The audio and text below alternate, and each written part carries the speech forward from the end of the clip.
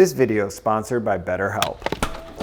So 4 out of 10 Americans experience a declining mood during the winter time, which is a poll taken directly from the American Psychological Association, which means that 40% of you watching this video right now feel worse during the colder months, which makes sense considering there's less warmth, less sunlight. As home cooks, there's certainly less produce available. So on paper, winter kind of sucks. And I know personally, I was in that 40% category for many years, just kind of slugging my way through winter, doing whatever I could to just get to springtime. Oh my God. But I will say over the last few years, I've dramatically changed my relationship to winter to the point where I enjoy it just as much as any other time of year. And that's what this video is about. So bundle up, get cozy, because I'm gonna be going over 7 specific things you can do to enjoy winter just as much as any other time of year. So the first thing that really started to shift my relationship with winter and help me enjoy it a bit more was embracing seasonal eating, which to be honest took me many years. It was a slow transition because I was definitely someone who just wanted to get to the warm months. Spring and summer and all of that abundance, all of the fresh veggies and produce that come from those months, to me just seemed more exciting. But as I built this relationship in the kitchen with seasonal food, I realized that these cycles are extremely natural to the human experience. And when I started to embrace them, I found that I not only felt better in the winter, but I was definitely more excited to get in the kitchen and cook these seasonal items. Now, do I eat 100% seasonally? Absolutely not. I'm getting produce from the market that's shipped from all over the world because I want fresh fruit in the middle of winter. There are levels to this game, but you'd be surprised at what is available during the winter and colder months. Just slowly start seeking it out and you're gonna greatly change your relationship to food in the winter. All right, up next, I'm gonna take you downstairs because we are talking about my favorite thing, fermentation. So we're going into the cave. Yes, which is now organized, which is coming up later on this list. This right here is the root cellar / fermentation room. My apologies on the hideous lighting in the fermentation dungeon, but the reason we are down here is because from my experience consuming and making fermented foods during these colder months is an amazing way to not only improve your health during these times, but also improve your mood. And I remember the first time I heard that fermented foods could actually increase your mood was from my friend Farmer John, who was getting deep into the fermenting game at the time. And he had mentioned this to me and I started just consuming more and making more of them at the time. If you remember my Brooklyn studio, I was going crazy, learning every type of home fermentation project I could do. And I was really consuming a lot of fermented foods for the first time in my life. And I saw a very obvious increase in my digestion, but also my mood, which was kind of shocking. There's a lot of research out there on the health benefits of eating fermented foods. And not many people talk about your mood, but we all know that our guts are directly correlated to how our body functions, how our brain functions. And of course, before refrigeration, humans for thousands of years were relying on preserved and fermented foods to survive in the winter. So again, this connects right into seasonal eating. By connecting to these natural cycles of how human beings really evolve, I think there's direct benefits to not only your health, but your mood. And I have an entire playlist linked below of all my fermenting videos on this channel. I have a beginner's video on the 4 easiest fermentation projects to get into. I've got a few fun projects going. I just made some beer, some IPAs with my brother actually in a video coming up. I'm making sake, which is really cool. This is a first timer for me. I can see the alcohol being produced with those CO2 bubbles. Another alcohol, actually a lot of alcohol right now, making mead for the first time. This is honey wine basically. I always have a bunch of miso paste fermenting, just as many things as I can do. Even making sourdough bread, that is a fermented product that is just something exciting to do in the winter. And for me in the winter time, for my mind, it's very important that I have these projects that are alive. They're constantly evolving, they're changing. I have to check in on them every day. That keeps me engaged, that keeps me excited. So for me, this type of wall right now, this is just pure happiness in the winter time.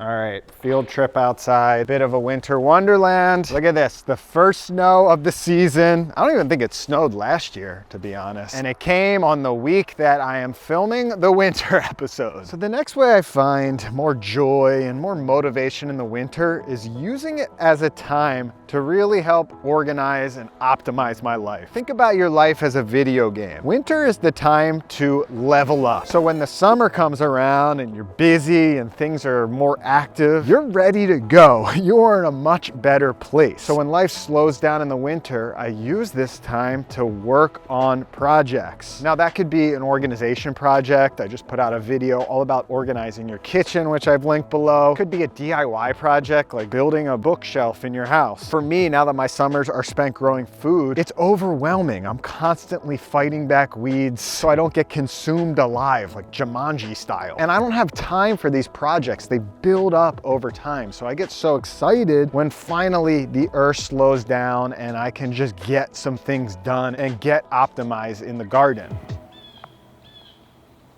So one fun project that just happened recently, this is a brand new chicken run. I saved the coop, which was over here. And this entire setup I inherited from the last owners of the house. But I just ran into some issues over time. So I took everything I've learned from raising chickens over the last 5 years and I put it into this new setup. And I had some help with this project because it was a big one. Another project coming soon in a video is an automated rain collection watering system for the chicken. Basically the ultimate chicken watering system that's heated that will never have to be touched, so stay tuned for that. Exciting winter project. Over here, I replaced my food scrap compost bin to something much heavier duty because animals were eating through the plastic of the cheaper ones. This thing is bomb-proof. I did all the winter pruning of the fruit trees that now just look like little twigs at this point. You can't see it now, but I added a layer of compost to all of the beds that are under the snow. I planted garlic, which is now under the snow, hibernating, ready for the warmer months. And I recently ordered a 250-gallon rain harvesting tank for the new high tunnel. So I shoveled out a layer of wood chips and I created a little brick patio for it to sit on. And with some help, I was able to move that into the high tunnel and get that ready for action.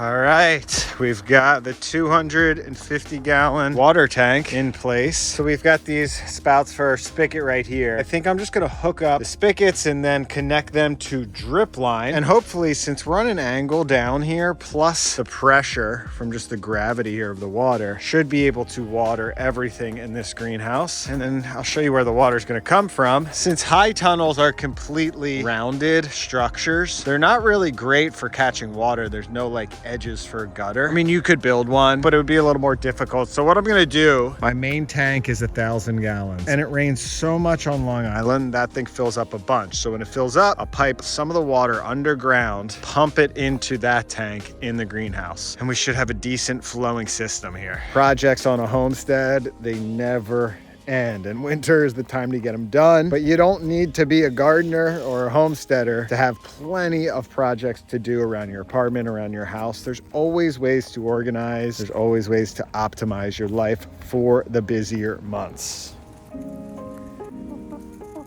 Now, if you want to have a good winter, you have to keep your mental health in check, which brings me to the sponsor of this video, BetterHelp. So I've been in therapy for the last year now, and it's made a massive difference in my life. I think I found that before kids, even though I had plenty of struggles, I just had enough space and time to kind of keep things in order and manage. And then I started raising kids, and man, did things start to just really intensify. For instance, my entire family has had both the stomach flu and the regular flu all within the last like 3 or 4 weeks, which is crazy. I never used to get sick, maybe once a year before I had kids. And now I'm dealing with just the insanity of that while managing a business. All of these things just make it much more difficult to take care of myself. And I kind of got to a breaking point where I just needed some professional help managing everything. And I can say that it's taken a big weight off my shoulders, like a physical weight has felt like it's been lifted. But finding a therapist therapist can be a very overwhelming task, and that's really the goal of BetterHelp, to make that process easier and less intimidating. To get started, you fill out a questionnaire, and BetterHelp can match you to one of over 30,000 therapists in their networks based on your personal needs. And you can choose between a phone call, a video call, or even messaging, whatever you are most comfortable with. So if you're considering online therapy, click the link below in the description or visit betterhelp.com/prohomecooks for 10% off your first month of BetterHelp.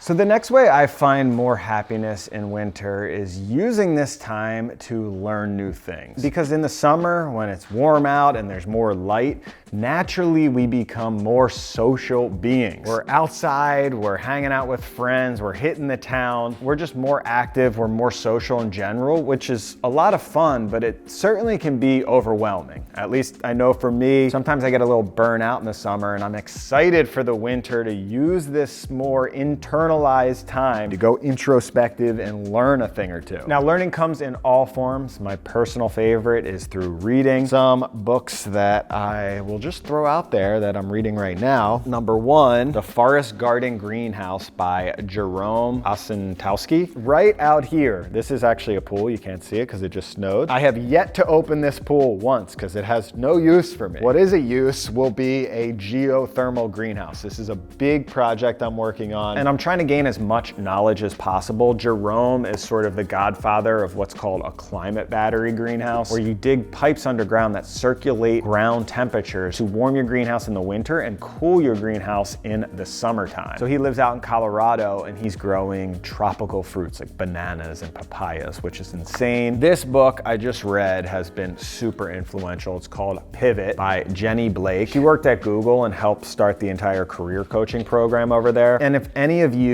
are feeling a little stuck in your career and you need a little help, you're looking for maybe a transition or a pivot of really any scale, this book is great at connecting to your values, because as human beings, we're constantly growing, and inertia can keep us stuck in the same old pattern. Personally, I'm in one of these transitions right now, which is tough when you're in it, but this book also helps normalize that. Career transitions, life transitions are very natural. We are constantly growing humans, and taking a deeper look at where you're at right now is super beneficial. I also just started Ali Abdaal, the productivity YouTuber, his new book, Feel Good Productivity, which just came out. I honestly bought it not knowing if I would read it right away, but I was reading another book which wasn't really resonating, and then I realized, wait a minute, this is actually the perfect book for me right now, being that it's really all about finding more joy in your work, which is something which I'm trying to connect more to right now. The front cover has a little blurb by Mark Manson saying this book is the antidote to hustle culture, which has really swarmed and taken over the consciousness of the internet, I would say, over the last decade. And I think people are starting to shift back to a more mindful way of making a living. And this book talks a lot about that. I'm also always learning things on YouTube. Right now, since I'm just growing this homestead operation, I'm watching naturally a lot of homesteading channels. I'm currently learning how to raise meat chickens, which kind of seemed crazy to me for a guy living in the suburbs. But as someone who loves self-sufficiency and growing their own food, raising their own food is sort of the next level. So we'll see where that journey takes me. You've got endless online courses out there to learn pretty much anything at this point. So maybe winter is the time to dive into that course you've been eyeing up, or masterclass. I've got 3 courses. If you want to learn about kombucha, sourdough, or Conquer the Kitchen is my more generalized cooking course to break you free of recipes so you can freestyle in the kitchen. All those links are below, but the key here is taking this time when we are stuck in our heads a little bit to just use them.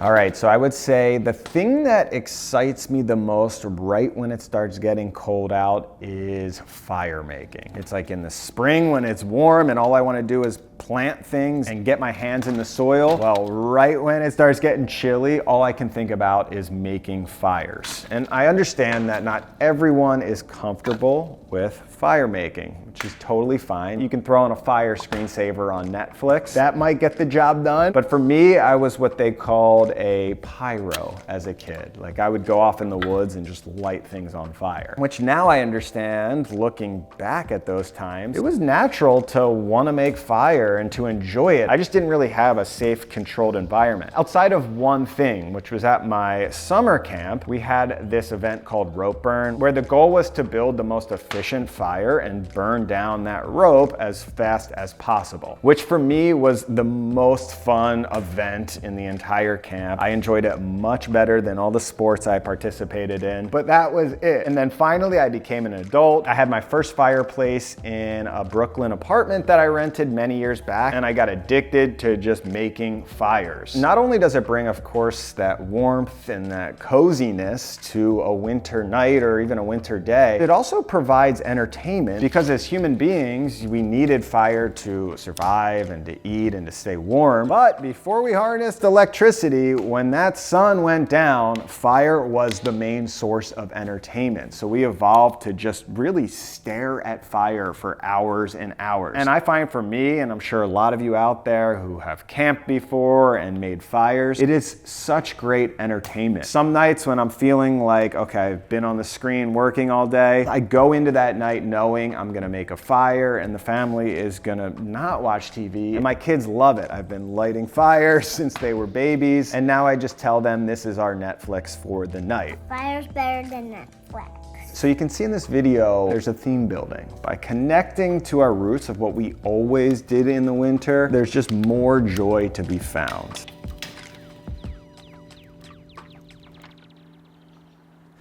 And my final tip to enjoy the winter a little more is you've got to get outside. You've got to embrace the cold, which some people hate. I feel like as a kid, I really didn't care. Winter, summer was all the same. But as I got older, you just start complaining about things. A big game changer for me was when my daughter was born. She was a movement baby. Maybe some of you are aware of these types of kids who need to be moving all the time, even when they're sleeping to some degree, at least when they're napping. She would only nap in her stroller. We're talking 2-3 times a day. And we went into a nasty winter, a bunch of big storms, and it didn't matter. It was suit up, put her in the sleeping bag, get out on the street so she would nap. We're off, Marley. So that winter, I spent hours a day outside, and it didn't matter if it was snowing or raining or how cold it was. We were out there every single day. And what ended up happening is, number one, I adapted pretty quick to the cold weather. I think we underestimate how quickly we can adapt to weather. And that winter felt like the first time in a while I got to truly appreciate the outdoors. Days like this, when it's snowing, it's just incredibly peaceful, it's incredibly beautiful. And I had a baby at the time, so naturally you're a little more depressed. But I will say being outside helped my mood so much. So just doing anything you can to just get outside at least once a day for a little bit, get a little bit of sunlight, get some fresh air. It's gonna greatly improve your mood and your happiness in the winter, in my personal opinion. And that's that. I got some more wood to chop, so I'll see you in the next video. And if you want more of these types of videos, more day in the life, less just full-on food videos, you can click right here.